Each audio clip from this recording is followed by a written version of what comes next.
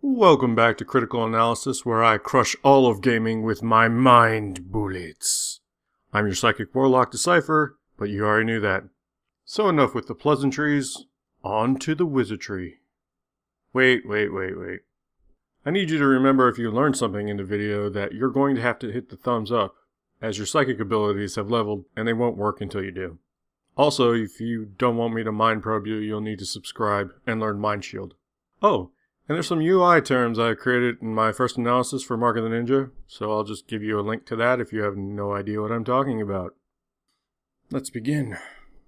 There are many difficult questions to answer in the universe, like what's in a black hole? How does one make a free energy machine?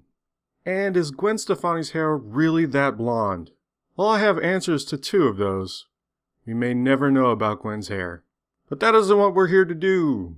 Today, we're going to see if Thief's UI can stand up to my quantum-piercing third eye. The user interface can truly affect a game experience. If you don't believe that, play this game. You can shut off almost all the external UI and even most of the internal UI and still play the game through in-world cues. This is really the true strength of the game, the ability to play the game with almost no evasive UI features. This greatly increases the immersion of any player, but it isn't the default option presented. Let's assume the player hasn't turned off any of the UI features because they don't know any better and start with the external UI. To begin, some of the external user interface actually moves after the user. If you haven't noticed that, that's good. Don't. Also, don't, because it will make you feel sick. I mean, thinking about it right now, it makes me kind of sick, so don't. In the bottom left, the user is shown the health, focus, and light gem. Focus is a magical ability bestowed on you at the beginning of the game and provides an internal UI hint system that depletes with use. Your health is self-explanatory, and the light gem is a method to display how visible you currently are. It is interesting that the focus bar and the health bar are curved around the light gem in an attempt to minimize the screen real estate, while putting it in the lower left corner is different from many games. These are attempts to increase immersion. At the very bottom, the weapons bar will display, and depending on your options, may disappear in a reasonable amount of time. The bar is fairly clear with the symbols for the types of items, the ammo count, and if you're using a keyboard, a key mapping above the box. The biggest issue is that it really takes way too much space. If you look to the right of the bar, you can see a white circle with the symbol of the current weapon and its ammo count. While I would normally chastise this for being redundant, I can't here because you have a choice if you want to see it or not. So it's a good alternative to displaying the whole weapon bar if you feel like you need to have the external UI. The top left is the mini-map, if you choose to have it up. It also has the ability to rotate with a character if you so choose. It's pretty large for its size and generally not very useful, so I'm unsure why someone would want to keep that up. This is one of the weaker elements of the external UI. Haha! Bro, like, seriously, dude. Do you even lift? Like, seriously. Oddly, when you steal, you're provided an immediate prompt showing you the value of the object you've taken translated into gold. It's not odd that it's translated into gold directly, that's an old design trope. It's odd that there's no HUD option to remove it. After all the options to remove stuff, you don't remove this? Somebody must have not had their Wheaties that morning. Actually, when you're getting your greedy little fingers on the guard's man purse... man, that sounds so wrong. You're presented with a time dial wheel. This UI feature can't be turned off either. To be honest, I don't understand this. It would have made more sense to just have the in-world UI solution showing Garrett's hand slowly going to grab the purse, as the animation's already there. This could have really helped the player's immersion. As the hand crept closer to the pouch, tension increasing with every nanosecond as you get closer to your goal, but no, this didn't happen. Anyway, if you really look at the icon that's being used, it's supposed to look like a coin being removed from a pouch. But this is really an aesthetic issue, so we'll deal with that in that episode. We'll just rack this up to another UI missed opportunity. The game also includes the ability to display the text for the hearing impaired or those who don't want to listen to the voice acting. The sad part is, at the beginning of the game, it's not synced up very well. It seems that the rest of the game is fine, but for some reason, the very beginning was abandoned. Bad move! If left on by default, the user can be prompted to have the interface options for contextual items in the environment. Some examples of this are picking up an item, opening a door, grabbing the side of a wall, or climbing a rope. While this has an initial way to show a player how to do something, it's very immersion breaking, and it would be recommended that any player turn this feature off. The last set of external UI is what I'm just going to lump together as look at me features. Yes, I realize it's called a journal, but that's where I keep my secrets. And no, it's not a diary. I'm a man, and men have journals, and this is a UI feature, and it's depressing. The way it works is, while you're playing the game, the user will be prompted on screen for something, like an object or a document they found. They are then expected to stop the game and hit the button and go to the journal. And here's a whole mess of things. Some are useful, some are just a waste of time. First, there's the player progress, which shows the player's statistics, tools they already own, trinkets they may have purchased, the ammo count of their items. Oh, and money. Everybody loves money, right?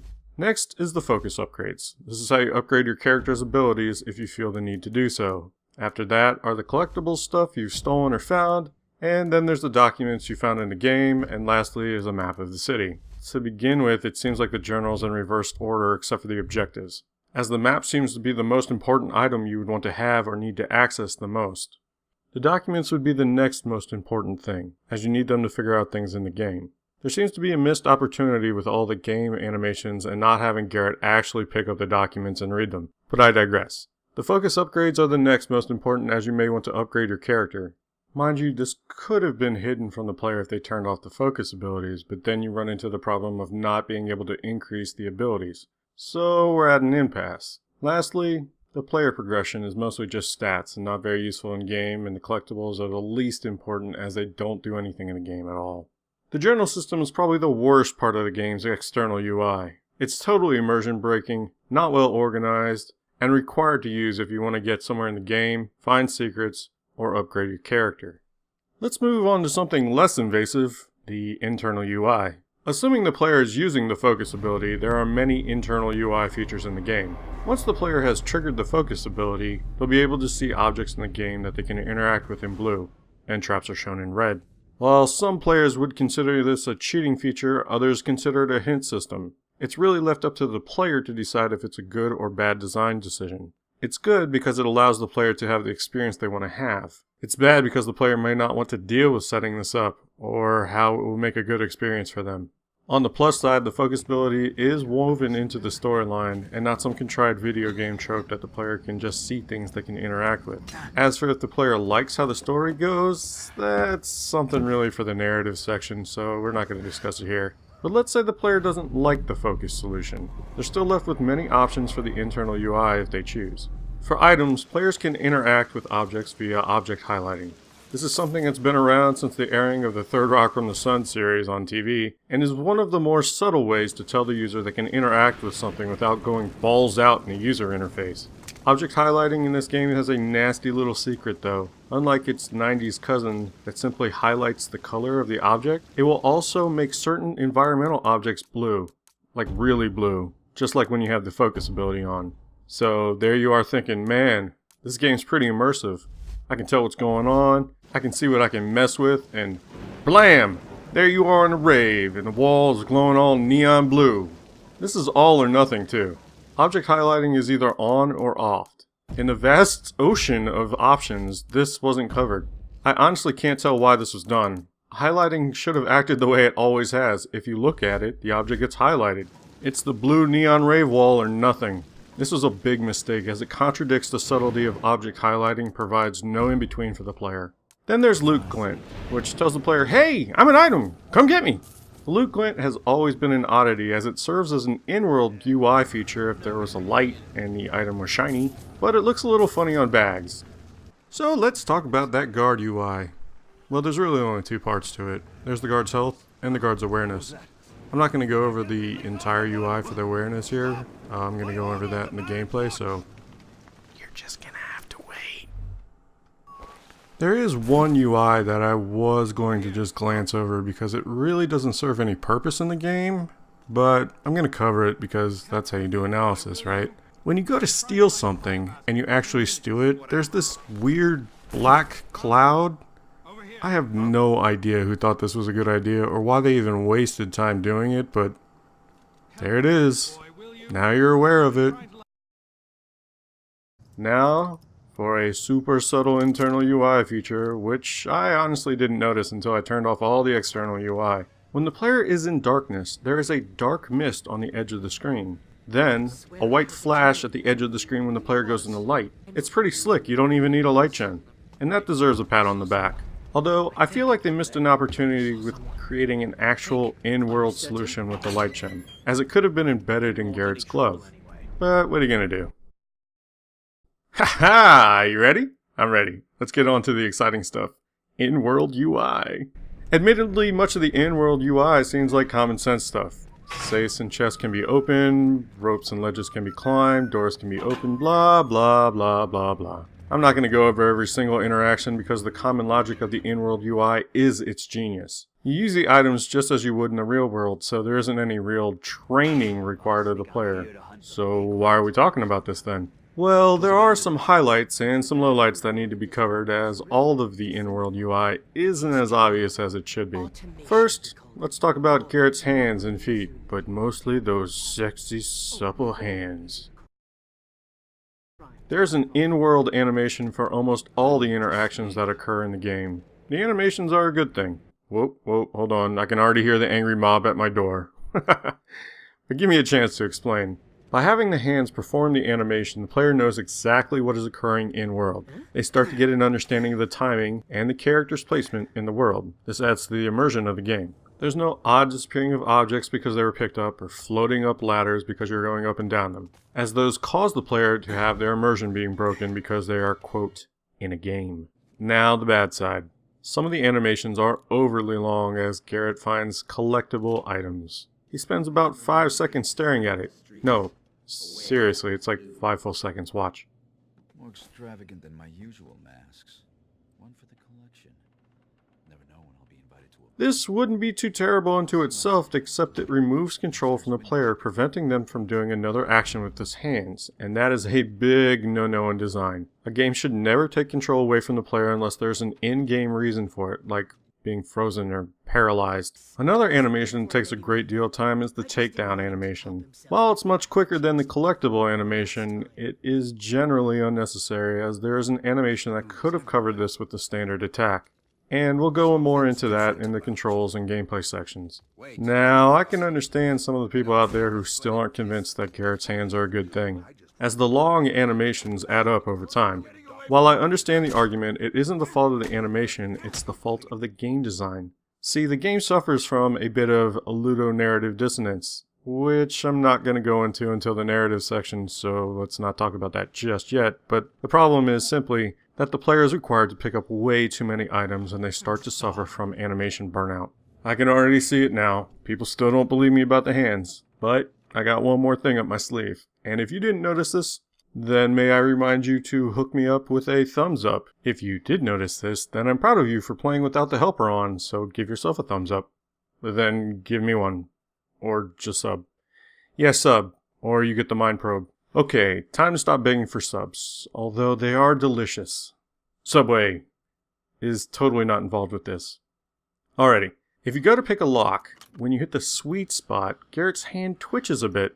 There's no need for a controller. You can figure it out with just that visual clue. Sadly, the same care wasn't taken for frame buttons. There is a controller vibration, but no audio or visual clue, leaving the keyboard users just out to dry.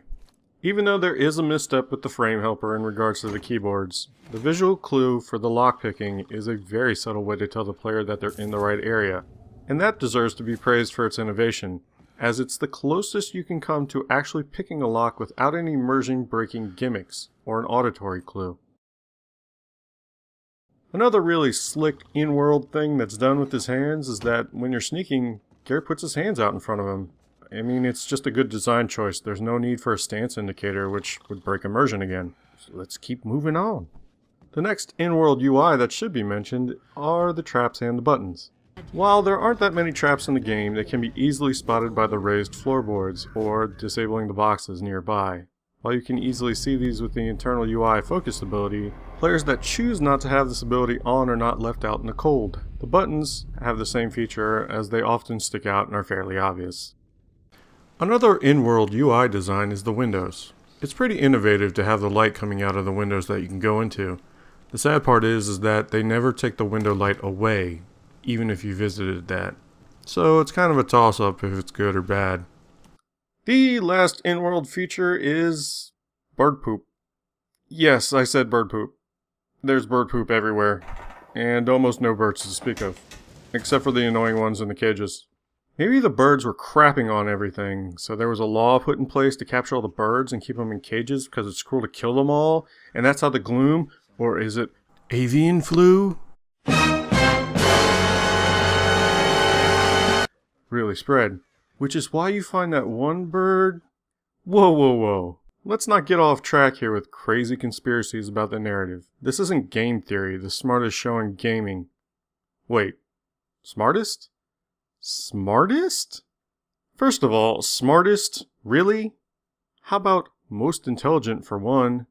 And two, more importantly, does Matt know about these mind bullets?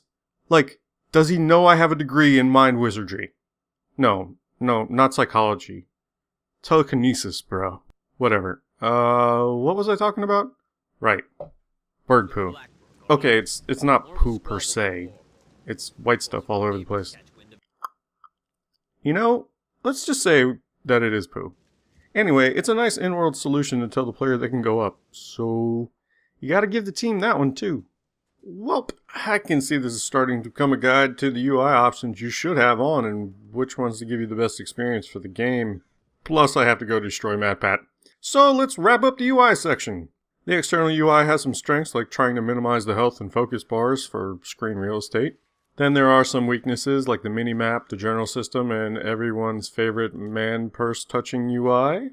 The internal UI uses many of the typical UI approaches while adding some new narrative-driven ones and a very few subtle ones. While the innovation of the internal UI is mostly good and briefly excellent, it can be too far-reaching in some places. Yeah, I'm looking at you, object highlighting. The in-world UI, beyond the more commonly used features, explores some truly interesting aspects of gameplay immersion and creative solutions to uncommon problems, but sadly isn't fully fleshed out. Overall, there were a few UI opportunities missed even with the sheer amount of options provided to the player to turn some of these features off. As one can see, the experience of the player can vary quite drastically based on the UI features that are on. Ironically, the biggest strength of the UI is that it's best served when it is turned off. And that wraps up today's wizardry. Remember to hit the like button to level up and to sub if you haven't already to get Mind Shield so I can't probe you. We'll be doing the next section coming up shortly. Now, let's go get MatPat. I didn't say that.